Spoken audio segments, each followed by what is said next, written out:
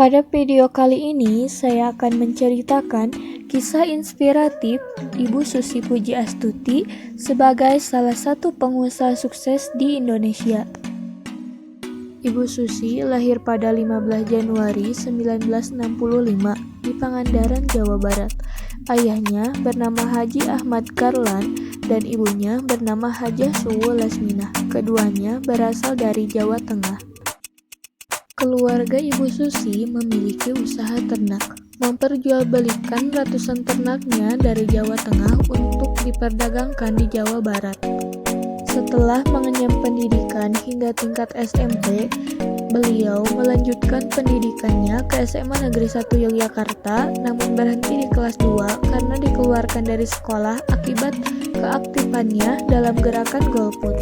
Setelah putus sekolah, Ibu Susi memutuskan untuk menjual perhiasannya dan mengumpulkan modal senilai 750.000 untuk menjadi pengepul ikan di Pangandaran pada tahun 1983. Kemudian, bisnisnya berkembang hingga pada tahun 1996.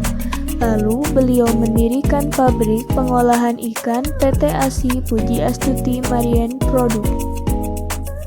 Produk unggulan dari PT ASI Pujiastuti Marine Product ialah berupa lobster yang diberi merek Susi Brand. Bisnis pengolahan ikan ini pun meluas dengan pesat hingga ke Asia dan Amerika. Karena hal ini, beliau pun memerlukan sarana transportasi udara yang dapat dengan cepat mengangkut produk hasil lautnya dalam keadaan masih segar. Pada tahun 2004, beliau pun memutuskan membeli 2 buah pesawat Cessna Caravan menggunakan pinjaman dari sebuah bank BUMN. Pada saat itu, hanya berselang sebulan sejak beliau membeli pesawat untuk mengangkut ikan, tsunami menerjang Aceh. Hingga beliau berinisiatif untuk mengangkut bantuan selama 2 minggu menggunakan pesawatnya. Ketika ingin mengambil kembali pesawatnya, banyak organisasi kemanusiaan yang ingin tetap memakai pesawat tersebut. Mereka bahkan bersedia menyewa pesawat beliau.